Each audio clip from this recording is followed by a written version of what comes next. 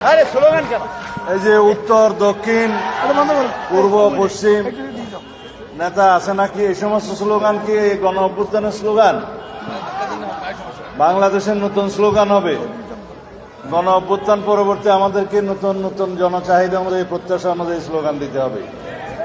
যেমন বাংলাদেশে আর গণতন্ত্র হত্যাকারী কেউ যেন উৎসাহিত না হয়, কোনোদিন যেন ফেসিবাদ এবং উৎপত্তি না হয়, সেই জন্য গণতন্ত্রের পক্ষে স্লোগান দিতে হবে। যে যেমন আমরা বলতাম রক্তের বন্যায় ভেসে যাবে অন্যায়, এখন আমরা আর রক্ত দিতে চাই না। বাংলাদেশ যেন আর রক্তে রঞ্জিত না হয় গণতন্ত্রের দাবিতে, এই সমস্ত স্লোগান আবিষ্কার করতে হবে। উত্তর দক্ষিণ পূর্ব পশ্চিম বন্ধ করো। আজকের অনুষ্ঠানে যদি সভাপতি থাকে, মাননীয় সভাপতি, উপস্থিত সকল নেতৃবৃন্দ, এবং আমি বিশেষ করে খুশি হয়েছি এই মঞ্চে সকল শহীদদের আত্মীয় স্বজন, ভাই বেরাদর এবং মা বোন পিতা সবাই আছে। আর নিচে মঞ্চ করা হয়েছে, আমাদেরকে একবারে মাটিতে বসালেই ভালো হতো। আমাদের মূল্যায়ন করতে হবে যারা গণতন্ত্রের জন্য আত্মদান করেছে, রক্তদান করেছে তাদেরকে এবং তাদের পরিবারকে, শহীদের পরিবারকে, যারা গুম হয়েছে তাদের পরিবারকে। বন্ধুগণ, ভাই ও বোনেরা, সাংবাদিক বন্ধুগণ, আসসালামু আলাইকুম। মাত্র 5 মিনিটে কি বলবো আমি বুঝতে পারছি না, কারণ মাগরিবের আজান শুরু। সবাই অত্যন্ত দ্রুততার সাথে বক্তব্য দিয়েছে, তবে দুই একটা গুরুত্বপূর্ণ কথা বলে যেতে চাই। সবার বক্তব্যের মধ্যে দেখলাম বলেছে হাসিনা দেশ ত্যাগ করেছে, পালিয়ে যেতে বাধ্য হয়েছে। আমি বলি হাসিনার দেশ এটা কখনো ছিলই না। তারা এখানে কখনো রাজনীতি করেনি। এদেশের মানুষের এবং গণতন্ত্রের পক্ষে মুজিব এবং হাসিনা কখনো ভূমিকা রাখেনি। মুজিব ভূমিকা রেখেছিল এই দেশে একদলীয় স্বৈরতন্ত্র বাকশাল প্রতিষ্ঠার জন্য, একদলীয় রাষ্ট্র ব্যবস্থা প্রতিষ্ঠার জন্য, এবং নিজেকে একনায়ক হিসেবে ঘোষণা করাই তার স্বপ্ন ছিল, তা বাস্তবায়ন করতে চেয়েছে। হাসিনা সেই বাকশালেরই উত্তরসূরি। সে হাসিনা এখানে বাস্তবায়ন করতে চেয়েছে। বাস্তবে বাকশাল থাকবে, কিন্তু উপরে থাকবে একটা গণতন্ত্রের মুখোশ, উপরে থাকবে সাংবিধানিক একটা শাসনতন্ত্রের নমুনা। এটা ছিল বাপ বেটির মধ্যে ব্যবধান, কিন্তু দ্রব্য একই। সুতরাং তারা সেখানেই আশ্রয় নিয়েছে যেখানে তাদের ঘরবাড়ি, তাদের শিকড় যেখানে, সেখানেই আশ্রয় নিয়েছে। আমরা সেই ভাষাটা এখন প্রয়োগ করতে চাই। বাংলাদেশের মানুষ বুঝতে পেরেছে, শেখ হাসিনা নিজে প্রমাণ করেছে তিনি এখানকার মানুষ কখনোই ছিলেন না, তারা এখানে রাজনীতি কখনো করেননি। এই দেশের গণমানুষের চিন্তা চেতনা তো দূরের কথা, এই দেশের মাটি মানুষের সাথে তাদের কোনোদিন সম্পর্ক ছিল না। যাই হোক, 24-এর ছাত্র গণ অভ্যুত্থান সংগঠিত হয়েছে, কেউ কেউ বলে 36 দিনে, কিন্তু আমাদের বুঝতে হবে এই 36 দিন অর্জন করার জন্য 36টা রক্তের সিঁড়ি আমাদেরকে বানাতে হয়েছে। সেই রক্তের সিঁড়ি বানানো শুরু হয়েছে 2009 সাল থেকে।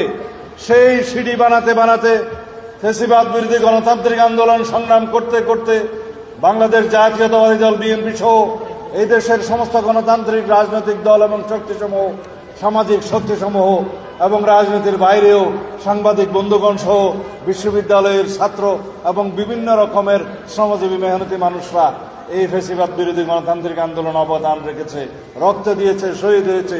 শহীদ আবরারের পিতাকে দেখে আজকে তাই মনে হয়েছে। আজকে এখানে যারা এসছেন গুম খুনের শিকার হয়ে, যে চুলিকে দেখে আমার তাই মনে হয়েছে আমি নিজে একজন শিকার, এই গুমের শিকার। তারা কারা?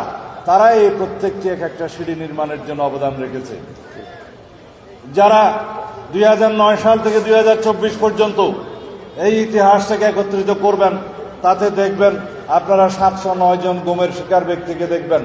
কিন্তু আমরা গুম কমিশনে রেকর্ড করতে দেখেছি 1850 জনের নাম যারা গুম হয়েছে, তার মধ্যে 350 জন নাকি এখনো ফেরত আসে নাই।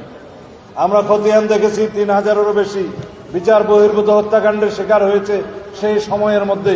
এটা জুলাই গণ অভ্যুত্থানের আগের ইতিহাস। আমরা দেখেছি 7000-এরও বেশি মানুষ বিভিন্নভাবে নির্যাতিত হয়ে প্রাণ বিসর্জন দিয়েছে। যারা পুলিশে হেফাজতে মৃত্যুবরণ করেছে, এক্সট্রা জুডিশিয়াল কিলিং এর মধ্যে দিয়ে প্রাণ দিয়েছে। যারা রাজনৈতিক নির্যাতনের মাধ্যমে তাদের প্রাণ দিয়েছে।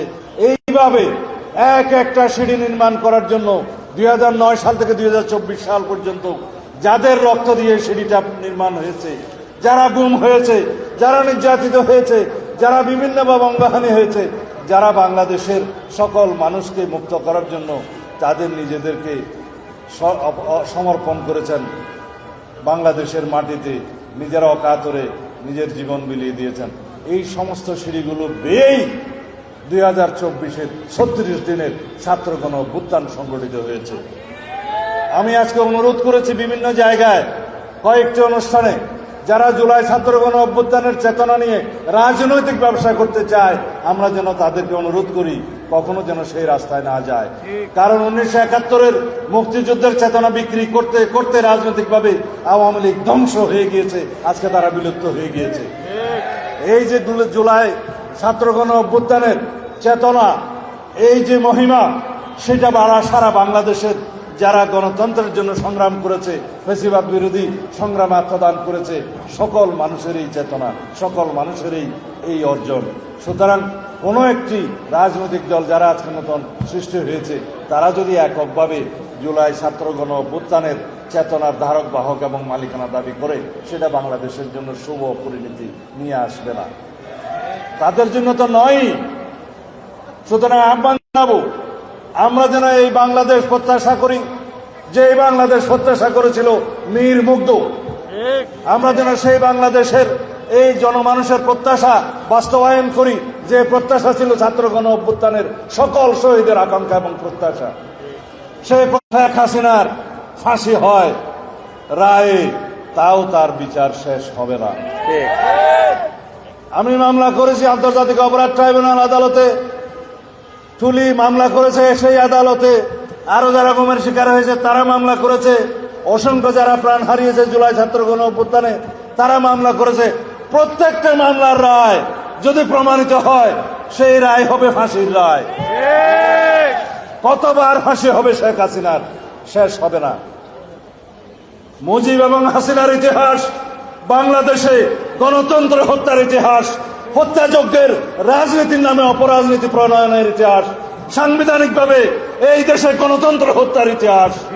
তাদের ক্ষমা নয়। বাংলাদেশের এই দেশ থেকে যতদিন পর্যন্ত আপনারা আওয়ামী বাকশালীর সমস্ত অপরাজনীতির মূলোৎপাটন করতে না পারবেন, ততদিন পর্যন্ত এই স্বৈরাচারী শাসন ব্যবস্থা প্রত্যাবর্তনের একটা সম্ভাবনা থেকে যাবে। কিভাবে সে উৎপাদন করবেন? শুধু নির্বাচন করে? এখানে তো এসে মনে হয়েছিল কাকে মনোনয়ন দেবে সেটা যেন নির্ধারণ করা হয়। নির্বাচন হচ্ছে গণতান্ত্রিক প্রক্রিয়ার একটি ধারণা।